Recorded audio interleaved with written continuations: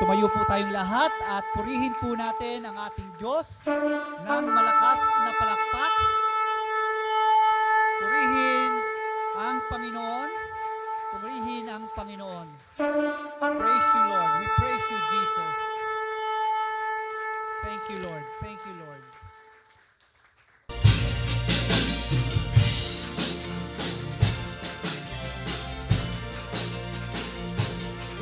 Our God is an awesome God. He reigns from heaven above with wisdom, power, and love. Our God is an awesome God. Our God is an awesome God. He reigns from heaven above with wisdom, power, and love. Our God is an awesome God. Our God is an awesome God. He reigns from heaven above with wisdom, power, and love. Our God is an awesome God. Our God is an awesome God. He reigns from heaven above with wisdom, power, and love. Our God is an awesome God. Our God is an awesome God. He reigns from heaven above with wisdom, power, and love. Our God is an awesome God. Our God is an awesome God. He reigns from heaven above with wisdom, power, and love. Our God is an awesome God. Our God is an awesome God. He reigns from heaven above with wisdom, power, and love. Our God is an awesome God. Our God is an awesome God. He reigns from heaven above with wisdom, power, and love. Our God is an awesome God. Our God is an awesome God. He reigns from heaven above with wisdom, power, and love. Our God is an awesome God. Our God is an awesome God. He reigns from heaven above with wisdom, power, and love. Our God is an awesome God. Our God is an awesome God. Our God is an awesome God.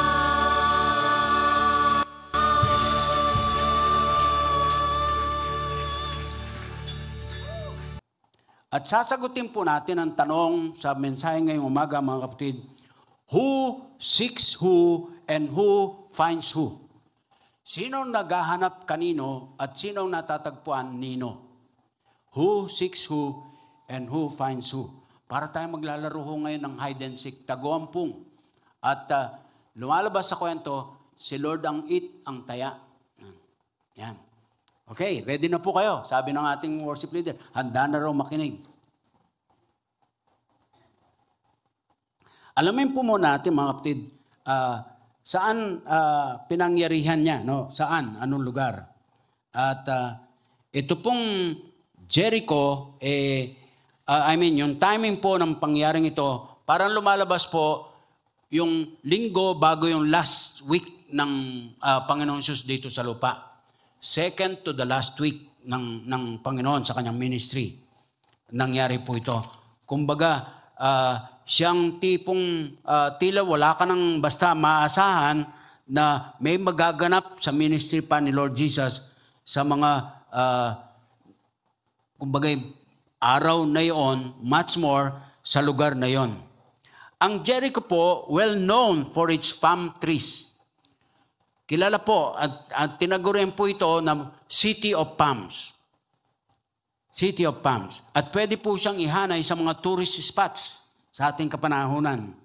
Naalala niyo yung parable of the Good Samaritan? Meron pong manlalakbay at nagawi po siya ng papunta mula Jerusalem, papunta ng Jericho or baligtaran, nagawi po siya sa lugar na ito. At dinambong siya ng mga masamang loob, no? hinarang siya. At muntik na pong mapatay. Tapos may mga dumaan na saserdote, Levita, galing po ng Jericho. Alam niyo po, mga kapatid, itong daanan nito ay karaniwan po pagka kayo pupunta from north to south Palestine. Namamayagpag po ito sa business and trade. A hub city. Isa po siyang hangganan. Malaki pong porsyento sa taxes o buwis ng mga Hudyo para sa Roman Empire na sumasakop sa kanila, naroon po, nanggagaling doon. And with that, ang Jericho po ay nakapagmamalaki sa dalawang distinctive classes of people. Ang kanilang mga citizens, karaniwan po sa dalawang distinctive classes na to. Sa isang banda, mga pari, mga saserdote. Sa kabilang banda, mga publikano or tax collectors. Yan po ang isang kanilang pinagkaiba sa ibang mga syudad sa kanilang lugar. Nangyari po dito, mga kapatid, dumaan ang ating Panginoon. Yun nga po, pagluludsan ng kwento. At kung pag-uusapan po ang relihiyon, religion-wise, may papalagay po natin na pinagpala ang Jericho sa populasyon nilang mga saserdote o mga kaparian sa templo. Mula po sa lahi ni Aaron sa lumang tipan. At pwede pong, kumbaga, walang atubili na tanggapin nila ang pagdating ng sinugong tagapagligtas sa kanilang bayan. Pero hindi po basta nangyari yon. Alam natin sa kasulatan. Ang piniling tuluyan ni Lord Jesus sa kanyang paglalakbay, yung tahanan po ni Zaccheo. Hudyo nga siya pero hindi siya lahi sa linya ng mga saserdote o mga pari. In fact, siya nga po ay chief tax collector, yung kabaligtaran. Saserdote, publikano. At mga kapatid, yung pong ganong impormasyon, meron pong kinalaman, kaugnayan sa pagiging ika nga po'y piniling lugar na dadaanan ng ating Panginoon. Ito pong si Zaccheo, gaya ng impormasyon na ating nakukuha mula sa salaysay, nagtatrabaho po sa gobyerno ng Romano na sumasakop po sa Judea na talagang mapaniil at pinaglulupitan sila. Pinagigpitan talagang mabuti ng Roman Empire. Ngayon, as far as yung pong historical roots ng Jericho sa Bible, mahalaga pong maalala natin lagi na tiyakang meron pong kumbaga iniiwang tatak sa ating kamalayan. Naalala niyo ang kwento o pangyari sa lumang tipan, the fall of Jericho. In the book of Joshua. Di po ba, sa mahabang pangyari, recorded sa Exodus and all, na nalipin po ang bayang pinili ng Diyos for 430 years sa Egypt. Tapos po ay dumating na yung pagkakataon na palalayan na sila ng Panginoon sa mga kuko ng Egypt ni Faraon. At marami, dramatic po yung mga pangyari doon. Yung 10 mga salot, no, bago payagan makalabas. At natawid na po nila yung Ilog Jordan. Mahalaga din po sa punto ng history ang bagay na yun. Pagka po kayo nakatawid na ng Jordan, ibig sabihin po nun, first step ng pagangkin ng lupang pangako, nagawa na. At very dramatic nga po yun. Di ba, nakatawid sila sa Red Sea from Egypt. Ang dapat po sana, historically, inuulit-ulit lang natin, sabi po ng ating mga scholars, mula doon sa pagkalaya sa Egypt, pupunta doon sa lugar ng Palestina, which is the Promised Land, 14 days lang po ang travel. But it took them how many years? 40 years. At doon sa punto na yun, ito po ang kwento. Yung fall of Jericho. At nakakatuwa po yun. Talagang pinapangyari ng Diyos na lumutang po sa kamalayan ng mga Hudyo, ng lahi po nitong si Zaccheo sa ating pinag-aaralan, yung idea po na ang Diyos lang po ang makagagawa ng pambihirang gawa na yun, makapagliligtas sa kanila. Dahil ang totoo po, yung pagkaguho ng pader ng Jericho, pambihira. Gamit lang po nila, hindi po mga espada para makipaglaban. Ano ba sa Tagalog yun? Trumpet. Trompeta. Sasabihin ko sana, torotot. Tapos po, sigaw. No? At hindi man sinabi sa Bible kung nung sinigaw nila. Pero strategically, una po, 7 araw po yun, ikot. Tahimik lang. Pagdating ng 7 araw, ikot na 7 ulit. Bago sigaw, guho ang Jericho. Napasok po nila ang lupang pangako. Meron pong historical roots. At that leaves us with the idea, makapangyarihan ng Diyos na higit sa anumang Diyos ng kanilang mga napapalibutan sa kanila ng iba-ibang mga lahi. Labanan po ng mga Diyos ang usapan, mga kapatid. And the God of Israel won all battles. At pinakita po yun sa history ng bayang Israel.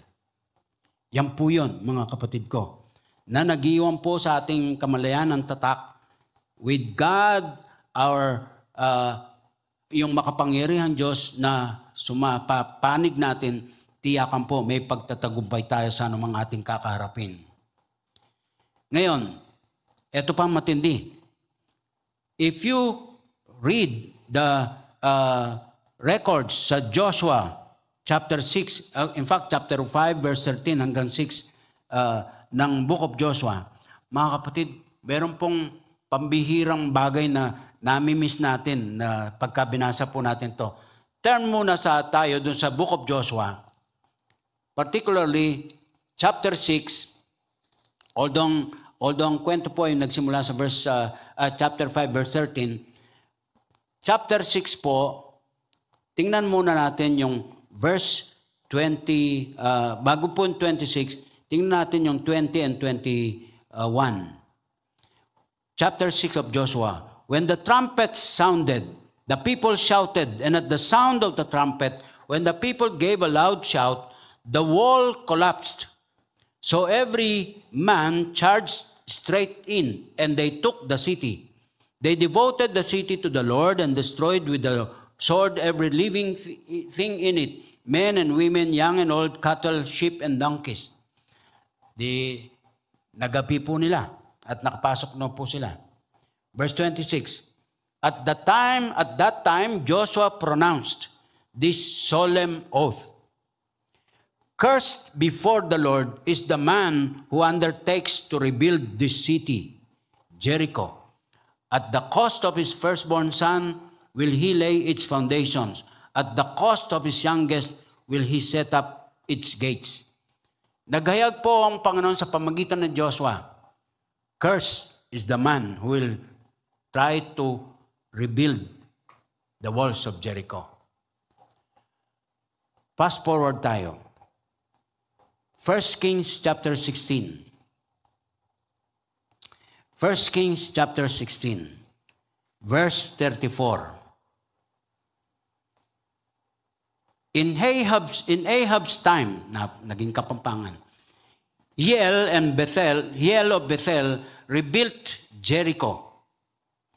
He laid its foundations at the cost of his firstborn son Abiram, and he set up its gates at the cost of his youngest son Segub, in accordance with the word of the Lord spoken by Joshua, son of Nun. Nangyari po, mga kapatid. Ang sabi, wag na sanang mabuo pa. Ang magbubuo nito ay ang pupuhunanin niya, dugo ng kanyang mga anak. Nangyari po. At hindi na po yan mabubura sa kasaysayan ng piniling bayan ng Panginoon. That's Jericho. That's the plot dito sa kwento ng Luke 19. The Lord Jesus invited Himself sa bahay po ni Zacchaeus. Nag-stop over, nag-rest, nag-recharge si Lord. Bakit po? Magpaparot parito pa rin siya pagkatapos nito. At yun po ay katibayan ng kaganapan ng misyon niya sa lupa. Yung lion, seeking to save them that are lost, ayon sa verse 10. At ang final destination niya sa paglalakbay dito sa ibabaw ng mundo, mga minamahal, para tuparin ang kanyang misyon, the cross. The cross.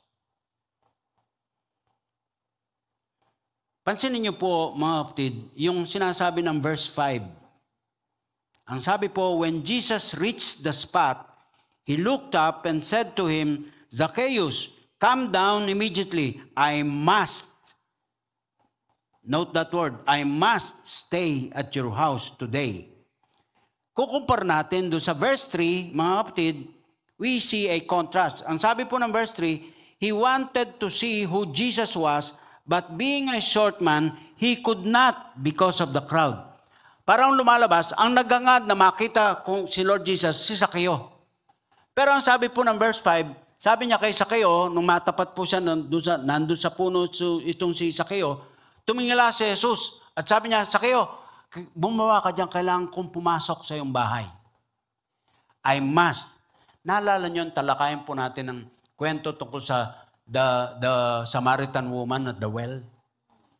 Di po ba umiiwas ang Hudyo, karniwan, kung galing ng norte, punta ng south, Galilea, Judea, iiwas po sa Samaria. Iiwas po yan. Kasi walang magandang pakikitunguhan ang lahi ng mga Hudyo tsaka yung mga mimistusihing Hudyo na mga Samaritano. Pero ang sabi ng verse 4 of John 4, he must pass through Samaria. At natutuhan po natin doon, mga kapatid, yung salitang must, ayon sa konteksto ng ating mga pag-aaral, lumalabas is this a word of necessity.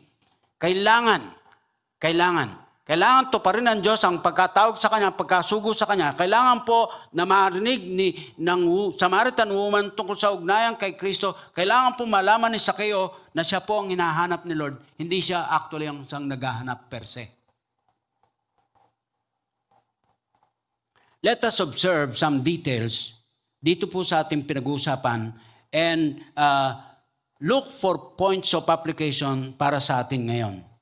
Isentro po natin ang observations natin dun sa mama kay Zacchaeo. Sino siya? Anong pagkakilala sa kanya? Siya nga po si Zacchaeus. His name, Zacchaeus, galing po sa salitang Zakay.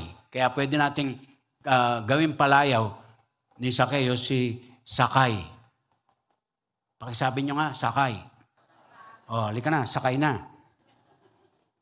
Ang kahulugan po nito, mga kapatid, Zakay means the just or pure. Parang may panunuya.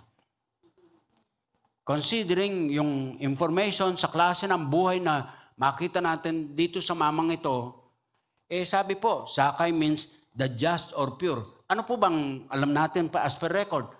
Mangurakot nga po Anong righteous doon? Anong matuwid po doon? Parang may panunuya.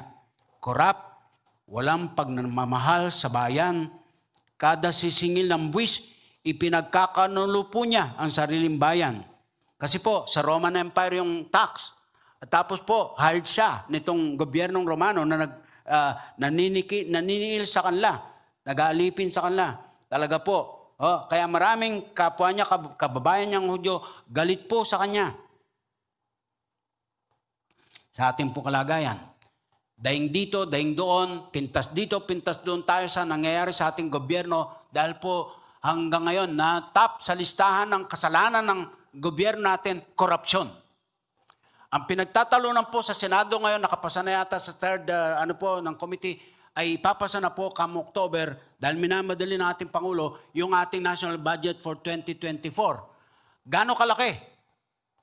Na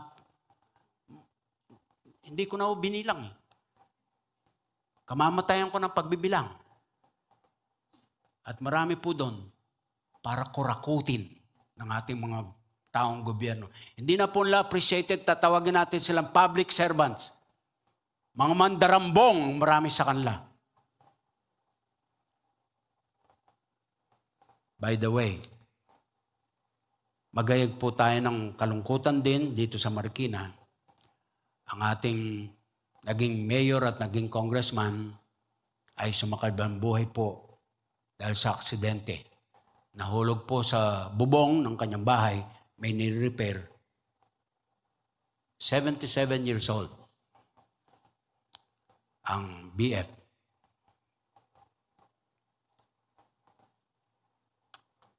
Ito po yung nagdeklarang marangal ang Marikenyo.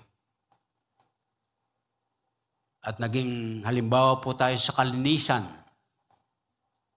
dahil po sa kanyang mga programa. Kaya lang, hindi pa rin po mabura-bura sa ating kaisipan. Yung, confidential, yun? Pampira.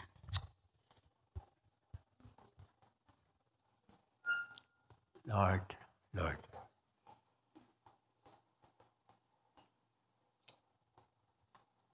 Kaya nga po kapag ikaw ngay nangurakot ka, kung ikay taong gobyerno, pinagkakanulo mo ang bayan mo. Kaya tayo patuloy na binubuli ng China. Maliit na tayo, minamaliit pa rin tayo. At nahihirapan po natin balansin yung pagiging yung diplomasya at saka yung katapangan sa katwiran. Hirap natin balansin yun. Naduduwag na tayo sa ating kalagayan. Tapos po itong mamang ito, mayaman. At saan nanggaling po ang kanyang yaman? Natural, doon sa kanyang pangurakot. In fact, ang komentaryo po ng iba, nag-aaral ng Biblia, nagsasabi, hindi lang basta wealthy, filthy rich. Ano po ang salita, anong Tagalog na filthy? Tagalogin nyo yung filth. Dumi. Filthy rich. Galing sa marumi ang yaman. Yumaman ng todo-todo. Patawarin tayo. Marumi, yaki. Ganun po siya yumaman. Now, sa pag-aaral po natin, ito ang ating mapapansin sa mga talata. Una po, we may observe from verses 2 to 4, ang mama na, yung matanda na, malaki na, ay nagmistulang bata. Si Sakeo, chief tax collector, mayaman. Hindi na po yung description ng isang bata. Mama na ito. Pero meron po siyang hinangad-hangad, higit pa dito sa pagyaman at maging ma-impluensya. Ninasa niya sa tagpong ito, makita niya si Lord Jesus. Sabi sa verse 3, tingnan niyo po yung verse 3. Ang sabi po, he wanted to see who Jesus was. Yun ang kanyang ninasa-nasa. At nagsikap po siya na mangyari po yun, mga minamahal. Ikaw bilang mama o ali na, adult na, matanda na. Di ba, sa iyong paglaki, meron kang mga pinangarap na mangyari. Ginusto mo sa iyong buhay, sa iyong kalagayan. At nagsikap ka, nagagawa at gagawa ka ng kaparaanan para magkaroon ng katuparan yon. Mama na si Sakeo. Pero sa tagpong ito, nagmistulang bata. Sabi niya, but being a short man, maliit. He could not, hindi niya makita si Jesus because of the crowd. So karneon po, andyan mga tao, laksa ang mga tao, tapos kasama po siya dapat doon sa bilang ng mga taong iyon, dahil sa kanyang kalitan, hindi po siya makakita, hindi niya kagad makita, hindi siya makasingit, o hindi siya pasingitin ng mga tao. Now, ang ginawa po niya, eto, parang mistulang bata nga eh. So, he ran ahead and climbed a sycamore fig tree to see him, since Jesus was coming that way. Pansin natin, huling bahagi ng verse 5, since Jesus was coming that way. Minsan-minsan, mga kapatid, nakapaglalaro tayo sa ating isip o kaya talagang nagagawa natin para tayong nangangarap na kung mababalik natin yung panahon na tayong mga bata pa, tuwan-tuwa tayo. Nakakatakbo tayo talagang at nakakapaglaro tayo, layang-laya. Parang ganun ko na-imagine yung eksena dito kay Zaccheo. Pero yung kanyang pagtakbo, meron pong pinupunto. Meron tinutungo. He wanted to see Jesus, who Jesus was. Hindi niya magawa dahil nga sa crowd. So he ran, tapos climbed up a tree. Bakit po? Dahil, sabi, doon dadaan si Jesus. Mga kapatid, di po ba, pag sinuri natin ang ating mga karanasan sa mga nakaraan, takbo tayo dito, takbo tayo doon, pero baka hindi sa direksyon kung saan makikita at matatagpuan si Jesus. Kung saan tayo tumutungo, kung sino-sino ang ating pinupuntahan, but nasa tama po ba tayong direksyon? Doon po dadaan si Jesus, doon sa ating tinatakbo na landasin. Maraming mga naliligaw dahil po, aktibong tumatakbo, umaakyat, pero hindi matagpo-tagpuan si Jesus. Kasi hindi pala doon dumadaan si Jesus. Tandaan niyo po, maliwanag sa salita ng Diyos, personal encounter kay Jesus. Kay Jesus. And so, mga kapatid, di po ba masarap maging bata? Huwag lang manatiling isip bata. Iba naman po yun. At kung may ginugusto yung bata, talagang kung kalalakan po niya, gagawa siyang kaparaan na matupad po yun pag lumaki siya. Ano ang ginugusto mo tungkol kay Lord Jesus? Gaano kasidhi yung kagustuhan mong yon? And what could motivate you to want to see who Jesus is? To bless you? To heal you in your sickness? To solve your problems? To cheer you up? Yun po ba? Para payamanin ka, etc. Pero simply, would you want to see Him to save you? To have that personal encounter with Him. Si Zaccheo, si Mang Sakay, wanted to see who Jesus was, pero may hadlang. Literally, naharangan po siya ng mga tao. Di po niya basta madaling makikita si Lord Jesus. Di po basta mangyayaring ginusto niya. Pero mga kapatid, alin lang sa dalawa. Una, either aatras na lang, di na lang sasabay sa agos ng crowd, wag na lang, and in doing so, he will just remain nameless number of the crowd who were there possibly just because curious. Di ba yung bata, karaniwang curious? Bakit ang daming tao? Ano bang meron? Kuya Kim, ano na? Sino itong Jesus na taga Nazareth na sinusundan-sundan ng mga tao kahit saan siya magpunta? Bakit narito siya sa amin? Anong nami-miss ko sa nangyayaring ito? Possibly, naglalaro sa isip ni Mang Zaccheo, curious. Pero alam niyo po, si John Calvin, isang matinding tao o lalaki ng Diyos sa theology, at yun po yung tila sa kanilang hanay nakapagpahayag, once saved, saved forever. John Calvin, ganun po kanyang conviction. At nasabi po niya, curiosity and simplicity are a sort of preparation for faith. Yun daw pong pagka-mausyoso, yung pong kumbaga ay parang bata, at yung kasimplihan o kamusmusan ay isang uri po ng paghanda para sa pananampalataya. Maganda rin pala maging curious. Nagagamit pa rin pala ng Panginoon dagdag doon sa panghikayat para ikay gisingin ng Diyos sa pananampalataya. Be that as it may, mga kapatid. So either ganoon o kaya po para gagawa po ng paraan. Ang ginawa po niya, may obstacle. Itinuring po niya yung kanyang supposedly obstacle, opportunity. Hindi siya makasingit. Tumakbo siya ahead of the crowd. At mayroong puno doon. Salamat, mayroong puno ng sikomoro. Sa dadaan ng Jesus. Umakyat siya. Batang-bata. Nagmistulang bata.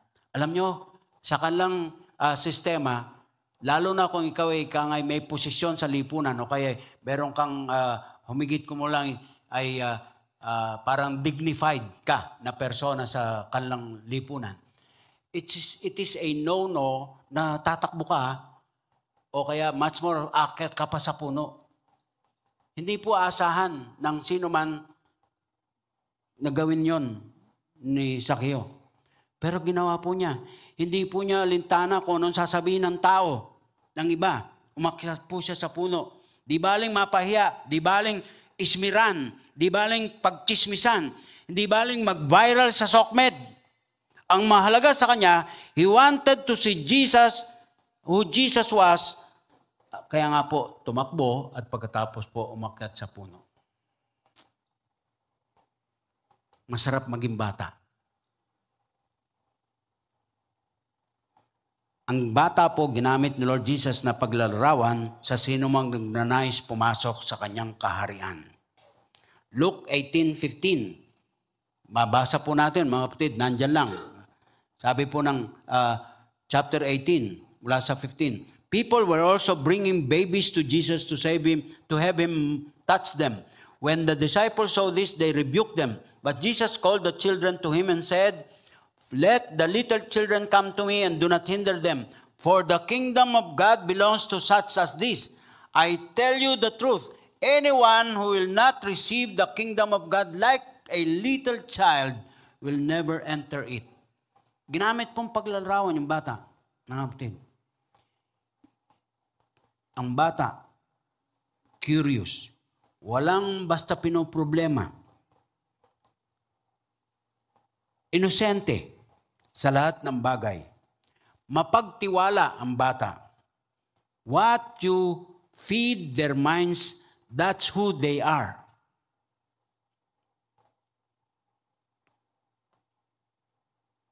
Ang bata, walang pride.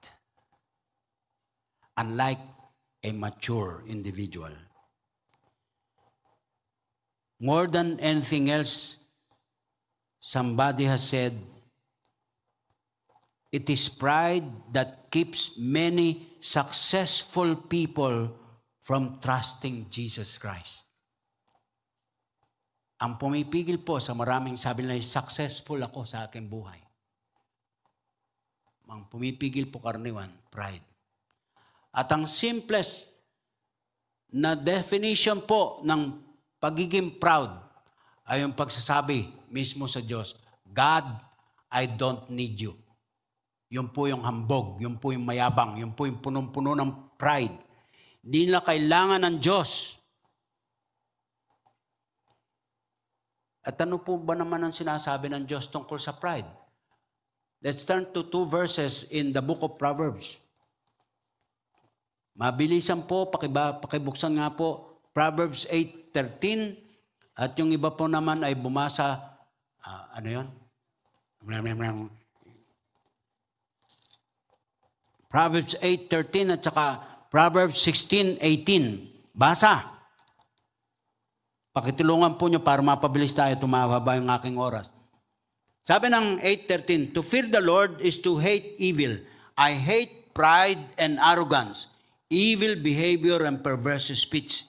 Matindi. Kinapopotan daw ng Diyos ang kahambugan. 16 verse 18. Ang sabi po, pride goes before destruction, a haughty spirit before a fall. Ikababagsak ng sino pa man ang kahambugan. Yun po ang tingin ng Diyos tungkol dito. Ikalawa, nating obserbasyon kay Sakeo. Ang naghahanap ang siyang nasumpungan. Ang naghahanap ang siyang nasumpungan. Tingnan nyo, balikan po natin yung verse 5. Anong sabi ng bandang huli ng verse 5? Dito sa Luke 19, when Jesus reached the spot, he looked up and said to him, Zacchaeus, come down immediately. I must stay at your house today. Kumpara natin sa verse 3, he wanted to see who Jesus was. Tapos, tanong tayo sa verse 10. Ano po mo? For the Son of Man came to seek and to save that was lost. And then, balikan natin ang verse 1. Pagka pinagdugtong-dugtong po natin yan. Sabi ng verse 1, Jesus entered Jericho. So, who seeks who and who finds who? Initially, akalain natin, sinikap ni Zacchaeus makita si Jesus. Pero, as per record ng pangyayari, sabi niya, Lord Jesus, sa verse 5 kay Zacchaeus, I must come into your house. Ang sabi ng verse 10, si Lord Jesus, ang mission niya, to seek and save them that are lost. Sino ang naghahanap kanino? By nature, kapatid ko sa Panginoon, kapahayagan ng salita ng Diyos doon sa, kumbaga ay Romans 3:11. Romans 3:11 declares, ang unrighteous hindi po naghahanap sa Diyos. Walang matuwid sino paman dahil ang tao po na makasalanan, hindi po yan naghahanap sa Diyos. Ang kabaligtaran, ang katotohanan, ang Diyos po ang naghahanap sa tao. From the history of the scriptures, maliwanag, noong ang ating nunong Adan na Teba ay, kumbaga po, nagkasala, mga kapatid. Ang nangyari po, nagtakipan po sila ng mga tuyong dahon, kalang katawan, nagtago po sa Diyos. Kaya sabi po ng 3:8 ng Genesis, in the cool of the day, bababa po ang Diyos sa halamanan para kina Adan at Eva, makipag-fellowship sa kanila. Pero ang marinig po ng Adan at Eva ang boses ng Diyos, nagtago.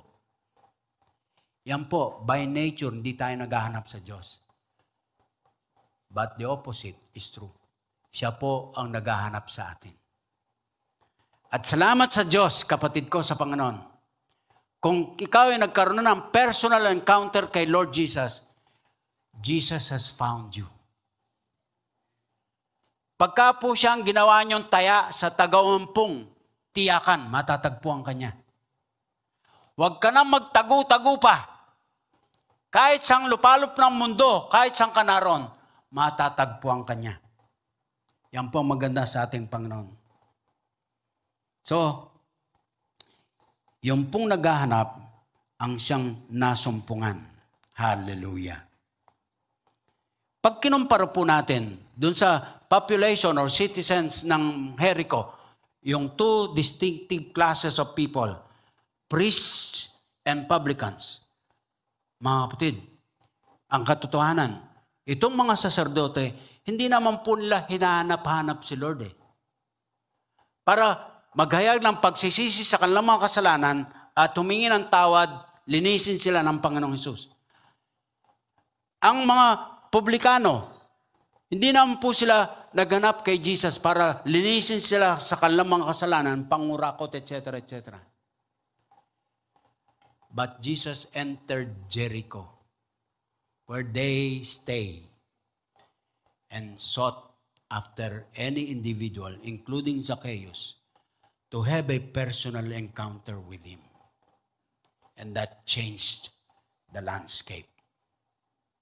Kapatid ko sa Panginoon, noong narito si Lord Jesus, He sought out the lost. At ngayon, sa ating panahon, by the Holy Spirit who was sent after Him through the church, He still is seeking for the lost sinners. Isa doon si Zacchaeus. At isa ka rin doon sa natagpuan na ng Panginoon. At ngayon gagamitin kanyang tagatingin. Watchman. Lord, yung pong aking kaanak. Lord, yung pong aking kaibigan. Lord, yung aking boyfriend o girlfriend. Patawarin kayo ha. Natagpuan kayo ni Lord. Tapos yung ibang hindi pa nakakatagpo kay Lord.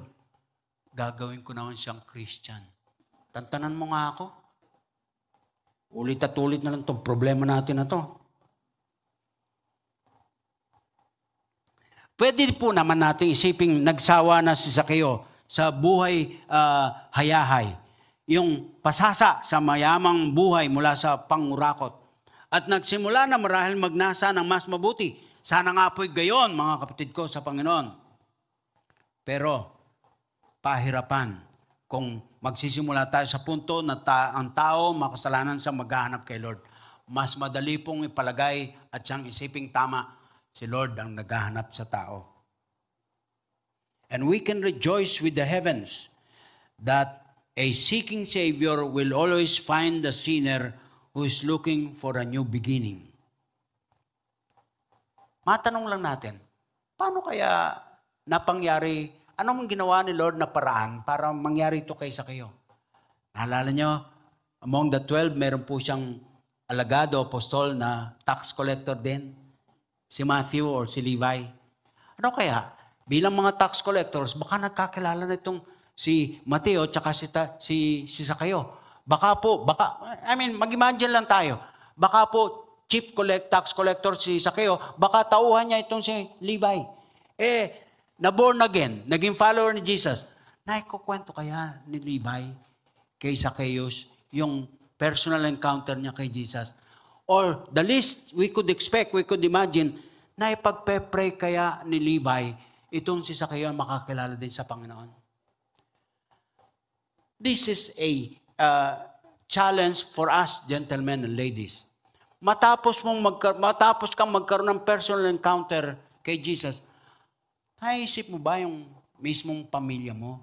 Yung kaanak mo, yung kaibigan mo, yung malapit sa iyo? And the least we can do sa objects ng love ni Jesus, kasama ka doon, kasama tayo doon, to pray that they meet Jesus personally. Kaya nga halimbawa, sa mga dalagat binata natin, yung parang magbabaka sakali, na kung sakali, maisama ko na sa church, maging Christian na. Okay na, boyfriend ko na. Nako po, wag mo naman. At wag mong sasabihin, i-share ko sa kanya ang gospel. Baka hindi ka ang tamang tao mag-share kasi meron kang vested interest. Gusto mo maging girlfriend yan, gusto mo maging boyfriend yan, tantanan mo ako. Hamong, pag-pray mo, sige, pag-pray mo. Pero, sige na, mag-Christian ka na, sige, sama ka na. Kasi gigil ka na. Pogi talaga. Napapakamot na lang ko lagi dito. Pangatlo. Yung lalaki, yung mama na maliit, naging malaki. At pinapatutuhanan po yun ng verses 7 and 8. Ang sabi po ng mga talata, all the people saw this and began to mutter, he has gone to be the guest of a sinner. Quotation marks yung sinner. But Zacchaeus stood up and said to the Lord, look, Lord, here and now I give half of my possessions to the poor, and if I have cheated anybody out of anything, I will pay back 4 times the amount. Di po naman siguro kasalanan ni Zacchaeus na ipanganak siyang maliit. Ewan ko, baka ano kaya, sinisisi niya yung kanyang magulang. Bakit naman ang late naman? Below 5 feet po within their measurement noon. Tuloy, di makasingit sa dami ng tao. At nakaisip nga po siya ng paraan. At salamat sa punong sikomoro. In a spiritual sense, lahat tayo maliit. Ang sabi po ng Romans 3:23, for all have sinned and fall short. No pun intended. Fall short to the glory of God. Lahat. Hindi po lamang si Zacchaeus maliit. Tayo din maliit sa paningin ng Diyos. Yung pong sabi nga, no one measures up to God's high standards. We are too little to enter heaven. Ang masaklap po kasi, mga minamahal, at magaminam po tayo dito, maraming naliligaw dahil sa pagkamakasalanan ay yung nag-aakalang sila'y malaki, sila'y big, sila'y somebody. Even bigger than God Himself. Malaking insulto sa ating Diyos na mayroon pong nag-aakala, mas malaki pa sila kaysa sa Diyos. At ang sabi nga po, mga minamahal, sinusukat kasi yung sarili ayon sa pamantayan ng tao, pamantayan ng mundo, sa lapi, position and possessions, influence or authority, even popularity.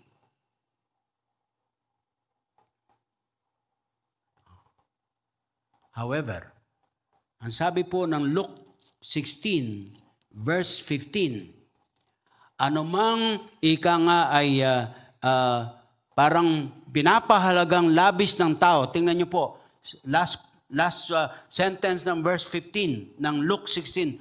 What is highly valued among men is detestable in God's sight. Sa Tagalog, detestable, kasuklam-suklam.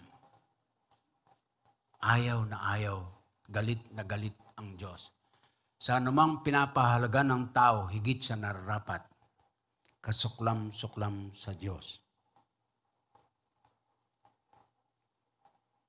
At yung pong pamantayan ng tao. So lumalabas, hindi talaga siya malaki. Ang katotohanan po, maliit lang siya. Pero, ganun po, pinatulan ni Lord Jesus.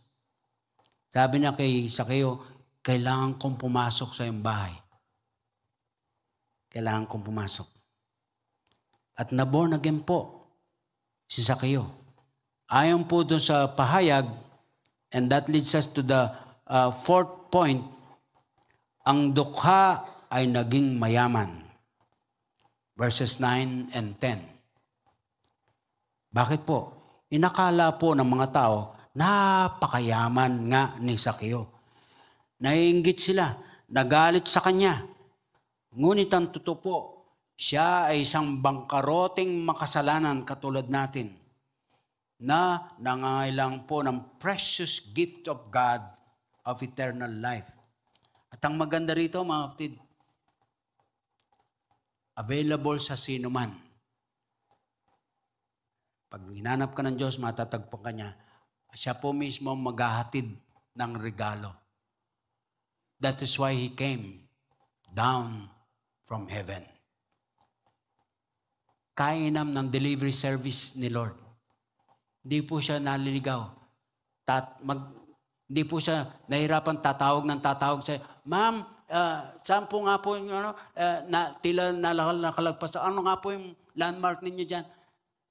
Hindi po. Sa kanya ho, siguraduhan ng delivery services na. Right on time and right address. Unawaan nating mabuti ito. Bagaman yung talata po ay by context ay ginagamit po pang-Kristiyanong konteksto na Revelation 3:20. Ang kausap po ng Panginoon doon yung mga grupo na ng mga mananampalataya. Pero ginagamit din po yung talata Revelation 3:20 sa evangelism. Ano po ang sinasabi? Behold, I stand at the door and knock. Ang siya ikang magbubukas ng pito, magpapatuloy sa akin. Sabi niya, ako'y papasok sa kanya at magsasalo kami sa hapag. Di po ba? Ayun, si Lord ang kumakatok. Si Lord ang naghahanap. Si Lord ang nagdi-deliver. Wow! Wow! Hindi po naligtas si Sakeo dahil nangako siyang gagawa ng mabuti at itatama ang mali. Kasi sabi niya, kung ako'y nakapagnakaw man, ganito, ganyan. Hindi po yun nakapagligtas sa kanya. Hindi po yun. Yun po ay actually bunga ng pagkaligtas na sa kanya. Bunga ng personal encounter na niya kay Lord Jesus. He was saved because he responded by faith to the Lord Jesus' gracious word to him. Having trusted the Savior, he then gave evidence of his faith by yung promising to make restitution to those he has wronged. Sabi po ni Warren Wiersbe, and I quote, saving faith is more than pious words and devout feelings. It operates a living union with Christ the Lord, resulting in a changed life. Nabago ang kanyang buhay. Dati po, mangurakot. Ang sabi niya ngayon, sa araw na ito, Panginoon, nag-ahig ako, kung meron man akong nadaya, isosoli ko po sa kanyang makailang ulit ang balik. Now, ayon po sa batas ng lumang tipan, at marahil alam po ni Zacchaeus, pero hindi po niya ginawa. Kasi Hudyo siya eh. So alam niya yan, pero hindi po niya tinupad. But this time, hindi po niya gagawin ito ang sinasabi ng kautusan na dapat mangyari dahil po pagsunod sa kautusan, kundi binago na po ni Lord Jesus by personal encounter ng kanyang buhay. Ang sabi po ng kautusan, kung ang nagnanakaw ay kusang umamin ng kanyang kasalanan, dapat niyang ibalik ang ninakaw, magdagdag ng 1/5, ikalamang bahagi, at mag-alay ng trespass offering to God, batay sa Leviticus chapter 6, verses 1 to 7. Kung ang ninakaw naman ay di na may sasauli pa, babayaran niya ito ng maka-4 na ulit, Exodus 22:1. At kung sakali, mahuli siya sa akto, may ebidensya, hawak-hawak niya, nalulok nga niyang dolyar eh. At sabi, tsokolate daw yun eh. Nakakahiya ang Pilipinas dahil sa mga gawang kabulukan ng ating mga kababayan. Nag-ayos lang ako ng buhok, mga kapatid. Mas matinding, nakukunat talaga ang kilig. Sinusumbo ko po kay Lord sa panalangin ko ng galit ng puso. Kung mahuli sa akto, may ebidensya, babayaran ito ng doble. Exodus 22:4. Ulitin po natin. Ginawa po ni Zacchaeus ang lahat ng iyon ng walang atubili. Kusang loob, natural, bilang bunga ng pagkakaroon niya ng personal encounter with the Lord, resulting to his heart that had been truly changed. Finally, pasensya na po ito, napahaba.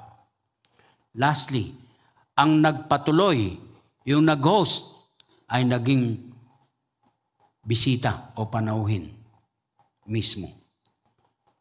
Sabi ng verse 6, so he came down at once and welcomed him gladly. Inimbitahan ni Jesus ang sarili niya, pasok sa bahay ni Zacchaeus. Pero hindi po napilitan lang si Zacchaeus na tanggapin si Jesus. He welcomed him gladly. Alam niyo ang running theme ng Luke, katulad sa Philippians, ay joy. In many different ways or forms, ma-encounter niyo ang joy or rejoicing. Sa Book of Luke, more than 22 times ginamit po yung ang salitang ito, mga kapatid. Joy.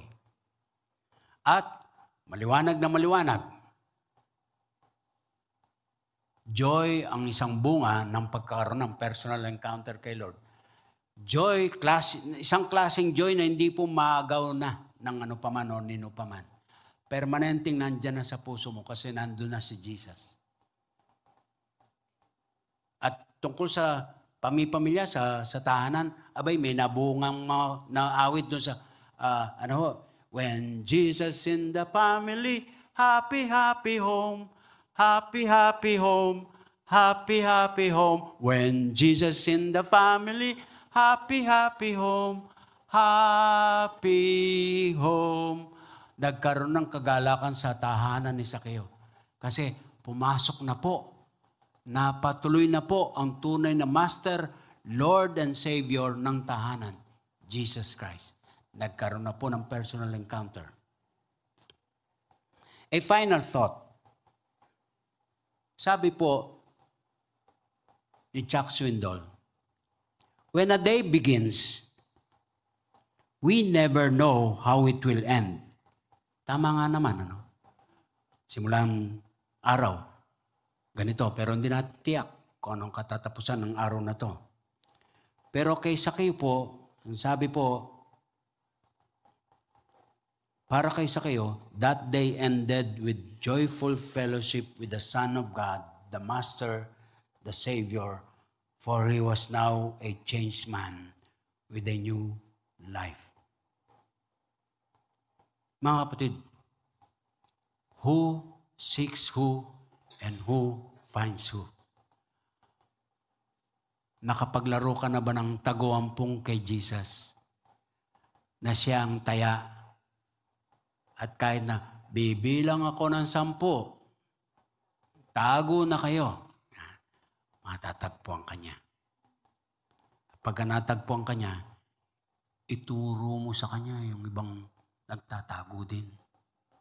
Kaanak mo, pamilya mo, kaibigan mo, kasama mo, para matagpuan, makapaglaro din sila ng tagumpong ni Jesus.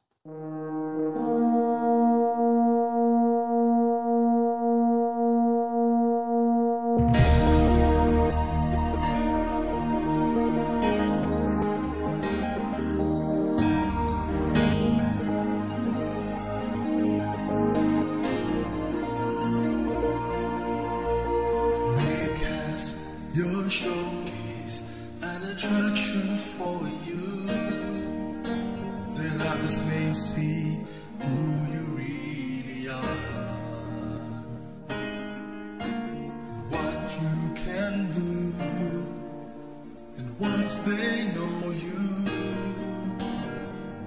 they will love and serve you. God, oh God, bless the world from MC as we gather to grow.